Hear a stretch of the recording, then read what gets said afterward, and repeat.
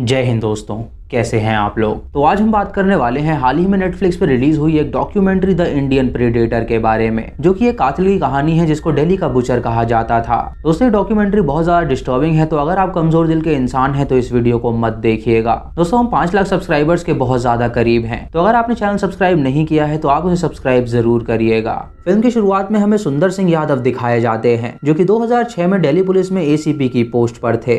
वो हमें एक केस नरेट करते हुए बताते हैं कि जब दिल्ली के वेस्ट डिस्ट्रिक्ट में उनकी ड्यूटी लगी हुई थी, तो 20 अक्टूबर 2006 को सुबह के वक्त पुलिस स्टेशन में उनको एक कॉल आता है। उस कॉल को वहाँ पे मौजूद इंस्पेक्टर बालाकिशन अटेंड करते हैं और दूसरी तरफ जो आदमी होता है वो उन्हें बताता है कि उसने तिहाड़ जेल के गेट नंबर 3 पर एक डेड बॉडी रखी हुई है। ये सुनकर बालाकिशन तिहाड़ जेल पर मौजूद एक हेड कांस्टेबल को चेक करने के लिए कहते हैं, और जब वो वहाँ पे चेक करने जाता है तो उसे सच में वहाँ पे टोकरी में बंधी एक डेड बॉडी मिलती है। ये खबर मिलते ही एसीपी सुंदर अपनी टीम के साथ वहाँ पे पहुँचते हैं, और जब वो उसे खोलते हैं तो उन्हें उसके अंदर 28 से 30 साल के आदमी की लाश मिलती है, जिसकी बॉडी तो वहाँ पे मौजूद थी लेकिन उसका सर गायब था। उस बॉडी को प्लास्टिक और अखबारों से पूरी तरह ढका हुआ था, जिससे कि उस बॉडी से एक भी खून का कतरा बाहर ना गिरे। उस डेड बॉडी के साथ इंस्पेक्टर को एक लेटर भी मिलता है जो कि उस किलर ने लिखा था। उस लेटर में किलर ने पुलिस को बहुत ही गंदी गंदी गालियां दी होती हैं, और उस किलर का कहना था कि पहले तो वो एक झूठे केस में फंस गया था और अब वो असली में लोगों को मारेगा। उसके अंदर उसने पुलिस को खुली चेतावनी दी हुई थी और उनसे कहा था कि अगर उनके बस की है तो वो उसे पकड़ के दिखाएं। उस लेटर में किलर ने आखिर में अपना इनिशियल सीसी लिखा होता है।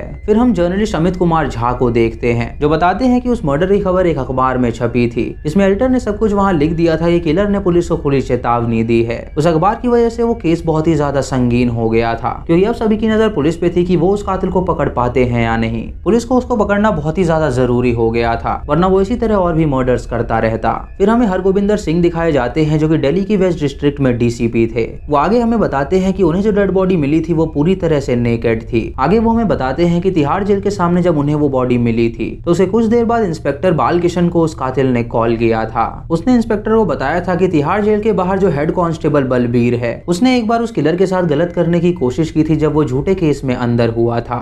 उसके बाद एसीपी सुंदर जब उस इंस्पेक्टर से फोन लेकर किलर से बात करते हैं, तो वो किलर एसीपी सुंदर को चैलेंज करता है कि अगर उसमें दम है तो वो उसे पकड़ के दिखाए। जिसके साथ साथ वो उन्हें ये भी कहता है कि ऐसे तोहफे वो उन्हें बार बार भेजता रहेगा, जिसका ये मतलब था कि वो आगे और भी मर्डर्स करने वाला था। इससे पुलिस समझ गई थी वो किलर असल में लोगों के सामने फेमस होना चाहता था, क्योंकि दिल्ली में पहले भी ऐसे बहुत सारे केस फाइल हुए थे, पर उनकी डेड बॉडी से कोई पहचान ना मिलने के कारण हर बार उस केस को बंद कर दिया जाता था।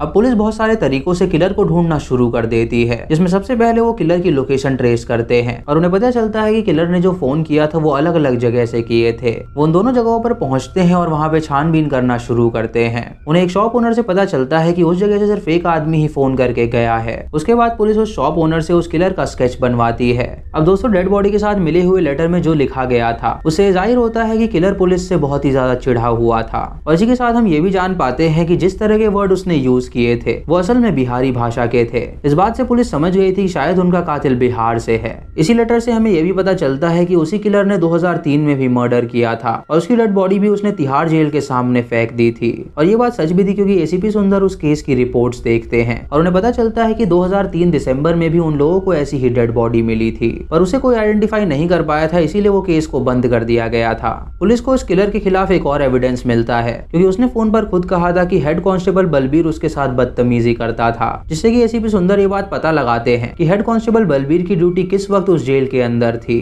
और उससे वो लोग लिस्ट भी बनाते हैं जिसमें करीब 35 लोग थे। और जब वो उन लोगों से पूछताछ करते हैं तो उन्हें कुछ खास पता नहीं चल पाता। अब धीरे धीरे इन्वेस्टिगेशन आगे बढ़ती है, और इसी बीच 25 अप्रैल 2007 को एसीपी सुंदर सिंह को एक कॉल आता है और उन्हें पता चलता है कि उसी जेल के सामने एक और डेड बॉडी मिली है। वो डेड बॉडी भी सेम उसी जगह पे रखी गई थी जहाँ पे पहली डेड बॉडी रखी गई थी। इस बार उसने उस डेड बॉडी को रस्सी से बांधा था, और वो रस्सियां इतनी टाइट बंधी थी कि कोई भी उसे खोल नहीं पा रहा था। तभी वहाँ पे एक लड़का आता है जो कि एसीपी की मदद करता है उस डेड बॉडी को खोलने में, और रस्सियां खोल के वो वहाँ से चला जाता है। तभी पुलिस ने देखा कि उसकी बॉडी का भी सिर गायब है जैसे कि पहली बॉडी का था, और किलर ने उस बॉडी का हाथ भी काट डाला था जो कि गायब था। पर इस बार पुलिस को डेड बॉडी के साथ कोई लेटर नहीं मिलता। तभी एसीपी को थोड़ी देर में खबर मिलती है कि उस डेड बॉडी के बाकी बॉडी पार्ट 30,000 ही कोर्ट में पाए गए हैं, और उस समय पुलिस के पास सीसीटीवी फैसिलिटी नहीं थी, जिसके कारण वो किलर का आइडेंटिफिकेशन नहीं कर पा रहे थे, और ये केस सिर्फ इमेजिनेशन बेसिस पे आगे बढ़ रहा था। और सबसे ज्यादा परेशानी की बात ये थी कि पुलिस को ये तक नहीं पता था कि वो डेड बॉडीज किसकी हैं, क्योंकि वो डेड बॉडीज हेडलेस थी और बिना हेड के वो कैसे पता लगा पाते। अब ये केस बहुत ही बड़ा बनता जा रहा था, इसीलिए इसे सॉल्व करने के लिए कुछ फाइन ऑफिसर्स की टीम बनाई गई जिसके हेड थे डीसीपी हरगोविंदर। पर इस इन्वेस्टिगेशन के बीच 18 मई 2007 को उन्हें तीसरी डेड बॉडी मिलती है जो कि बाकी बॉडीज की तरह तिहाड़ के सामने ही रखी हुई थी और इस बार उस बॉडी के साथ एक लेटर भी था। उस लेटर में किलर ने पुलिस को पहली वहां पे रखी हुई 2 डेड बॉडीज के बारे में बताया था, जिसमें से पहली बॉडी को पुलिस ने अच्छे से चेक नहीं किया क्योंकि उस डेड बॉडी के हाथ पर अमित लिखा हुआ था जो कि पुलिस ने अखबार में भी नहीं डलवाया था। इसका मतलब ये था कि वो किलर पुलिस के हर स्टेप पर नजर रखे हुए था और वो ये भी चाहता था कि पुलिस उसके ऊपर इनाम रखे और लोग उसके नाम से डरे। उस लेटर को देखने के बाद पुलिस ये बात भली भांति समझ गई थी कि वो कातिल किसी से नहीं डरता है। उस लेटर में किलर ने यह भी लिखा हुआ था कि साल भर में उसने 7 से 8 मर्डर पहले भी किए हैं, क्योंकि अगर वो मर्डर ना करे तो उसका दिमाग खराब होने लगता है और वो पागल होने लगता है। दोस्तों, पुलिस को किलर के खिलाफ कोई भी एविडेंस नहीं मिल रहा था और उनके ऊपर पब्लिक का प्रेशर भी बढ़ता जा रहा था। और फिर इंस्पेक्टर नरेंद्र सिंह अपने एक खबरी की हेल्प लेता है और उसे इस केस के बारे में पता लगाने के लिए कहता है। वो खबरी छानबीन करता है और उसे वहाँ पे एक डॉक्टर के बारे में पता चलता है। वो तुरंत उस डॉक्टर का एड्रेस इंस्पेक्टर नरेंद्र सिंह को देता है और एसीपी सुंदर और नरेंद्र सिंह वहाँ पे जाते हैं उससे पूछताछ करने के लिए। तभी उस डॉक्टर को उस किलर का फोन आ जाता है, जिससे एसीपी और नरेंद्र सिंह उस डॉक्टर को अपने साथ स्टेशन लेकर जाते हैं और वहाँ पे वो डॉक्टर उसे बताता है कि असल में उस किलर का नाम चंद्रकांत झा है और उसकी 5 बेटियां हैं जिनका जन्म डॉक्टर ने अपने क्लिनिक में ही किया था। वो डॉक्टर उसे ये भी बताता है कि एक बार उसके साले के साथ चंद्रकांत की किसी बात पर बहस हो गई थी और वो उसे बहलाकर अपने साथ घर लेकर गया और उसे मारने की कोशिश भी की थी और उसी वक्त डॉक्टर वहाँ पे पहुंच गया, जिससे उसके साले की जान बच गई थी। अब एसीपी उस डॉक्टर से वापस चंद्रकांत को फोन करवाता है और चंद्रकांत डॉक्टर को बताता है कि वो कल शाम 4 बजे उसके क्लिनिक आएगा। ये सुन के पुलिस की पूरी टीम अगले दिन अपना भेष बदल के वहाँ पे पहुंचती है और क्लिनिक के बाहर चंद्रकांत के वहाँ आने का इंतजार करती है। लेकिन जब 4 बज जाते हैं तो चंद्रकांत वहाँ पे नहीं आता और फिर वो चंद्रकांत के फोन को वापस से ट्रेस करने की कोशिश करते हैं, जिससे उन्हें 2 इलाकों की लोकेशन मिलती है और वो अपनी पूरी टीम को दोनों इलाकों में चंद्रकांत को ढूंढने के लिए लगा देते हैं। उनके पास अब भी कोई पक्का एविडेंस नहीं था कि चंद्रकांत उन्हें वहीं पे मिलेगा। तभी डॉक्टर के साले से पुलिस को पता चलता है कि चंद्रकांत के पास एक कार्ट है और ये खबर जल्दी से एसीपी सुंदर और नरेंद्र सिंह को बताई जाती है। नरेंद्र सिंह अपने सामने एक कार्ट खड़ी देखता है और वो उस घर में घुस जाता है। वहाँ पे उसे चंद्रकांत मिलता है और वो उसे पकड़ लेता है। अब एसीपी सुंदर चंद्रकांत से अपनी इन्वेस्टिगेशन शुरू करते हैं, जहाँ चंद्रकांत एक ही बार में सुंदर सिंह को पहचान जाता है क्योंकि उसने पहली बार सुंदर सिंह से ही फोन पर बात करी थी। वो सुंदर सिंह से कहता है कि अगर वो लोग उसे नहीं मारेंगे तो वो सब कुछ उन्हें सच सच बताएगा। इसके बाद सुंदर सिंह उसे एक एक करके सवाल पूछते हैं और चंद्रकांत बताता है कि वो बिहार के गोसाई गांव का रहने वाला है। उसकी माँ एक टीचर थी और पापा नहर विभाग में काम करते थे, पर उसको अपने घर वालों से दिक्कत थी क्योंकि उन्होंने उसकी परवरिश पे कभी ध्यान नहीं दिया, जिसकी वजह से उसने गाँव छोड़ दिया और वो दिल्ली आ गया, जहाँ उसने आजादपुर मंडी नाम की एक जगह पर काम शुरू कर दिया क्योंकि वहाँ पर बिहार के बहुत सारे लोग काम की तलाश में आया करते थे और आधे लोग वहाँ पे चंद्रकांत के गाँव के ही थे। इसीलिए उसे काम आसानी से मिल गया और वो वहीं पे काम करने लगा। जब वो मंडी में काम किया करता था तो कई बार पुलिस वालों ने उसे परेशान किया और उससे पैसे भी मांगे। फिर चंद्रकांत एसीपी को एक पंडित के बारे में भी बताता है जो कि वहाँ पर काम करने वाले सारे मजदूरों के एसोसिएशन को संभालता था और हर महीने उनकी सैलरी में से कुछ पैसे वो अपनी जेब में रख लेता था क्योंकि उसे आगे पुलिस वालों और बाकी लोगों को पैसे देने होते थे। उसने पंडित को समझाया था कि वो ऐसा ना करे, जिसकी वजह से पंडित और उसकी लड़ाई भी हो गई थी। उस लड़ाई में चंद्रकांत ने पंडित के हाथ पर चाकू मार दिया था, जिससे कि पंडित ने उस पर केस कर दिया और पुलिस ने चंद्रकांत और उसकी वाइफ को झूठे केस में फंसाकर अंदर डाल दिया, जबकि उसकी बीवी वहाँ पर थी भी नहीं। इस बात से चंद्रकांत को बहुत गुस्सा आया और वो पंडित से बदला लेना चाहता था। जब वो जेल से बाहर निकला तो उसने सबसे पहले पंडित का मर्डर किया और वही था जिसका 1998 में मर्डर हुआ था और तिहाड़ जेल के सामने उसकी बॉडी मिली थी। उसके बाद चंद्रकांत ने अपनी वाइफ और बच्चे को एक अलग घर में शिफ्ट कर दिया था और खुद एक अलग घर में रहता था जहाँ उसने सारे मर्डर्स किए। फिर वो एसीपी को अपने खून करने के पैटर्न के बारे में बताता है कि किस तरह वो अपने विक्टिम को मारा करता था। सबसे पहले पुलिस को जो बॉडी मिली थी वो उसके दोस्त अनिल की थी और वो अपने दोस्त को बहुत ही अच्छी तरह ट्रीट करता था, पर जब उसके दोस्त ने बिना पूछे उसके पैसे खर्च करना चालू कर दिए तो चंद्रकांत को इससे बहुत गुस्सा आया और उसने खाना खिलाने के बहाने अपने दोस्त को अपने घर बुलाया और वहीं पे उसका गला दबा के उसे मार डाला। उसके बाद उसने अनिल की बॉडी के टुकड़े किए और उस बॉडी को एक टोकरी में पैक करके उसने तिहाड़ जेल के सामने फेंक दिया और उसका सर यमुना नदी में फेंक दिया, जिससे उसकी आइडेंटिफिकेशन ना हो सके। चंद्रकांत पुलिस को कहता है कि जो उसके साथ बुरा करता है वो उसी के साथ बुरा करता है। वो उन्हें बताता है कि सेकंड बॉडी उपेंद्र नाम के आदमी की थी, जिसने उसे इसीलिए मारा क्योंकि उपेंद्र का बिहेवियर चंद्रकांत के साथ अच्छा नहीं था। एसीपी सुंदर का कहना था कि चंद्रकांत जिसे भी मारता था उससे पहले वो अपने विक्टिम को सुधरने का चांस देता था और जब उसका विक्टिम नहीं मानता था तो वो उसे बड़ी ही बेरहमी से मार डालता था और सभी मर्डर्स का पैटर्न बिल्कुल सेम था।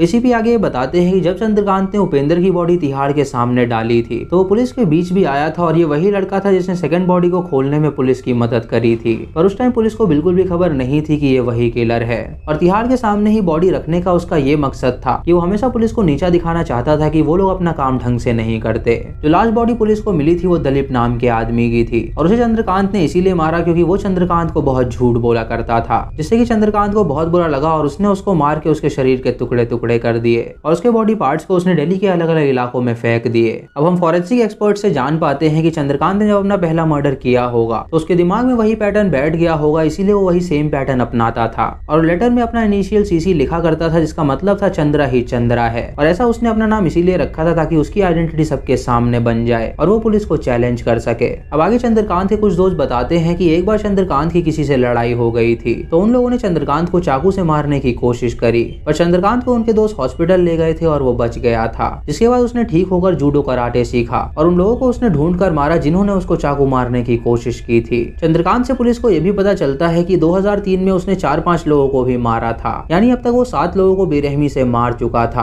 और आगे भी वो ऐसा ही करने वाला था। पुलिस सिर्फ उसके बयान से ही कोर्ट में ये प्रूव नहीं कर सकती थी कि वो सारे मर्डर्स उसने किए हैं, क्योंकि चंद्रकांत कोर्ट में बिना एविडेंस के अपने बयान से भी पलट सकता था। इसीलिए पुलिस ने यमुना नदी के उस इलाके में विक्टिम से कटे हुए सर ढूंढना चालू कर दिया। उन्होंने वो कटे हुए सर ढूंढने की बहुत कोशिश करी, लेकिन उन्हें किसी का भी सर नहीं मिला और तभी एसीपी सुंदर सिंह ने वहां पे एक कुत्ते को किनारे की तरफ तैरते हुए देखा और उन्होंने दिमाग लगाया कि शायद कुत्ते उस कटे हुए सर को बाहर ले गए होंगे। उसके बाद उन्होंने किनारे पर वो कटे हुए सर ढूंढने की कोशिश करी और झाड़ियों में उन्हें एक खोपड़ी मिली। चंद्रकांत को जब वो खोपड़ी दिखाई गई तो उसने कहा कि ये खोपड़ी दलीप की है, पर एसीपी को उसके बयान पे शक हुआ क्योंकि दलीप के मर्डर को ज्यादा से ज्यादा 5 दिन हुए थे और इतने में ये पॉसिबल नहीं हो सकता कि खोपड़ी का सारा मांस ही हट जाए। इसी वजह से एसीपी सुंदर ने कोर्ट से डीएनए टेस्ट की मांग की और पुलिस चंद्रकांत के हैदरपुर वाले घर भी गई, जहां उन्हें 3 चाकू मिले जिनसे चंद्रकांत ने मर्डर्स किए थे और उसके साथ वहां पे उन्हें कुछ खून की बूंदें भी मिली, जिनको पुलिस ने फॉरेंसिक में भेज दिया। फिर हमें कुछ फोटोग्राफ्स दिखाई जाती हैं जो कि उस वक्त पुलिस को नहीं मिली थी और फोटोग्राफ चंद्रकांत ने अपने कैमरे से खुद ली थी, जिनको उसने मर्डर करने से पहले बंदी बनाया था और तब तक ये फोटोग्राफ सिर्फ गाँव वालों के पास थी।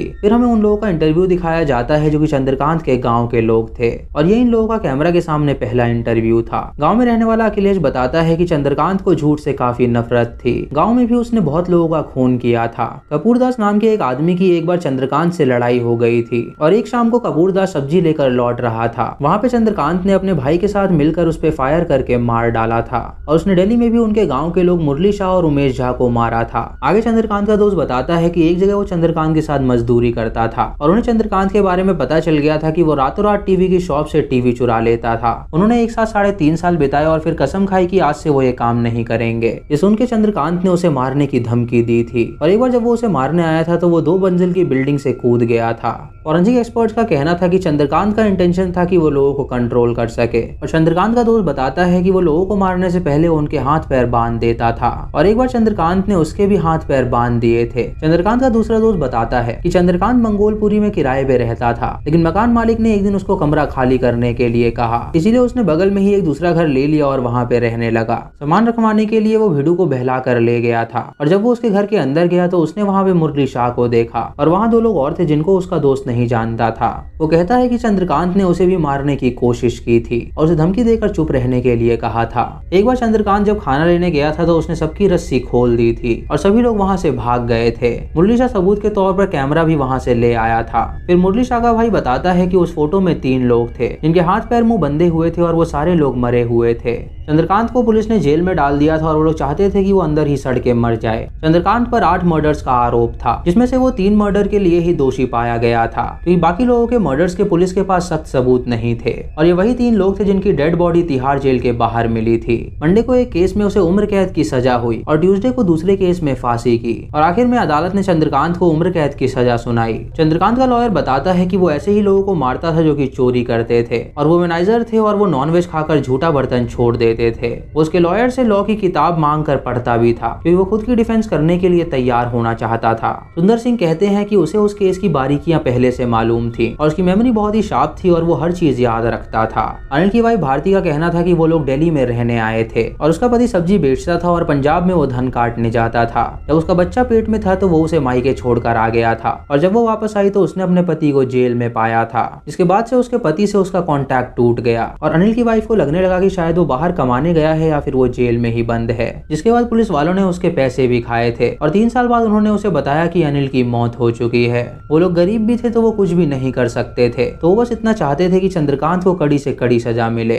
फिर हमें बताया जाता है कि दिल्ली में हर साल कई सारे लोग माइग्रेट करते हैं। दिल्ली के लोगों का बिहेवियर उनके साथ अच्छा नहीं होता है और शायद यही कारण था चंद्रकांत की मेंटालिटी बुरी होने का। एक बार के लिए चंद्रकांत को कोर्ट पेरोल पर भी भेजता है, पर ऐसा भी हो सकता था कि चंद्रकांत वापस से कुछ ऐसा जुर्म करे। इसके साथ ये सीन कट हो जाता है और एपिसोड भी खत्म हो जाता है। इसके साथ हमें बताया जाता है कि चंद्रकांत अब तिहाड़ जेल में है और वो सजा काट रहा है और इसी के साथ ये फिल्म यहीं पे खत्म हो जाती है। तो दोस्तों ये थी real life serial killer Chandrakant की कहानी। आप इसके बारे में क्या कहना चाहते हैं वो आप हमें कमेंट सेक्शन में जरूर बताएं और मेरी विनती है कि आप सभी प्लीज कमेंट करिए, क्योंकि हम ये देखना चाहते हैं कि आप इस केस के बारे में क्या सोचते हैं। चैनल पे नए हैं तो इसे सब्सक्राइब करें और बेल आइकॉन दबाएं नोटिफिकेशंस के लिए। और दोस्तों प्लीज लाइक करना बिल्कुल मत भूलिएगा। इस वीडियो का एम है 2000 लाइक्स और अगर आप ये कर देंगे तो हम ऐसी ही स्टोरीज और भी आपके लिए लाते रहेंगे। दोस्तों वीडियो को शेयर करिएगा ताकि ये कहानी और ज्यादा लोगों तक पहुंचे और लोग और भी ज्यादा सतर्क हो सकें। तो दोस्तों मैं मिलता हूं आपको अगली वीडियो में, तब तक के लिए जय हिंद।